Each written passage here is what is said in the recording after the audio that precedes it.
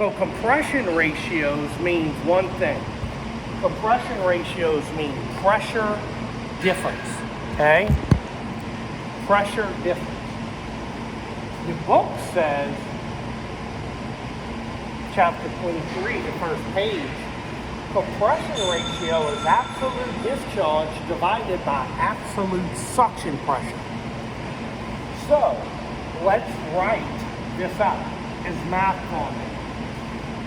And then we'll talk about why you might need this in the field to help you troubleshoot a compressor.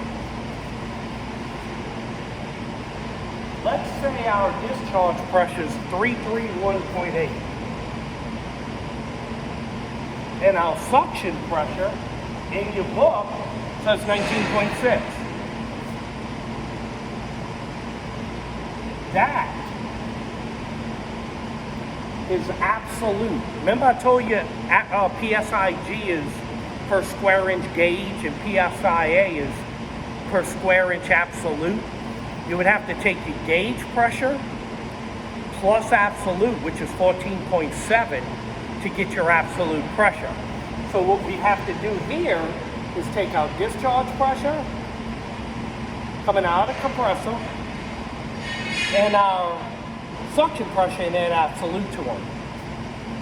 So the atmosphere is 14.7 and 14.7 ATM. So now what do we have? 346.5 over 34.3.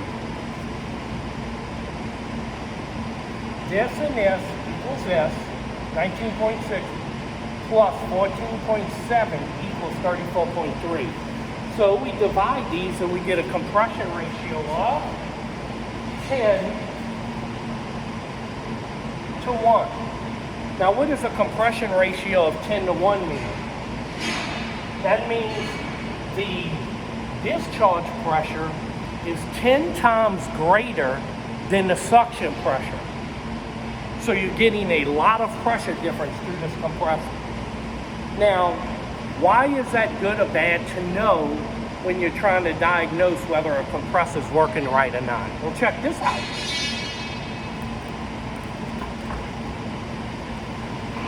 Anything over 12.1 is high compression ratio.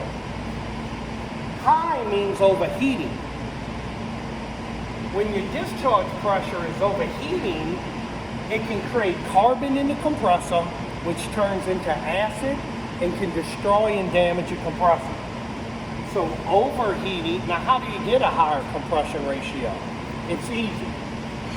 Lower suction pressure or a higher head pressure give you higher compression ratios.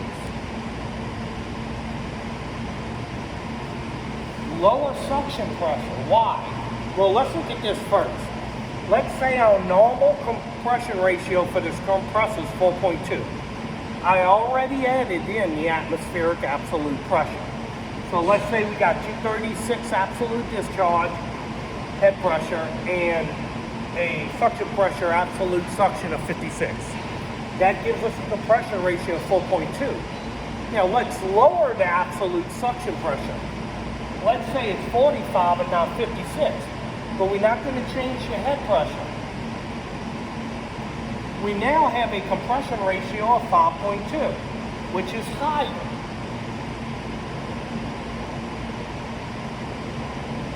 Here, we're going to have a higher head pressure. Instead of 236, we have 256. We kept the suction pressure the same, and notice we still got a higher compression ratio. Higher compression ratios can be good as long as they're not past the normal limit of the compression ratio for that compressor. You can always find that in the manufacturer's specifications, the engineering specifications for that compressor. But you don't want it too high. Okay, but higher is good. I mean, it means you're getting better compression for your compressor. But you don't want to get overheating the compressor, okay? So they're all designed within a certain, if they say normal's 4.2, that's where you want to be. You don't want to be a point or two higher in ratio than that.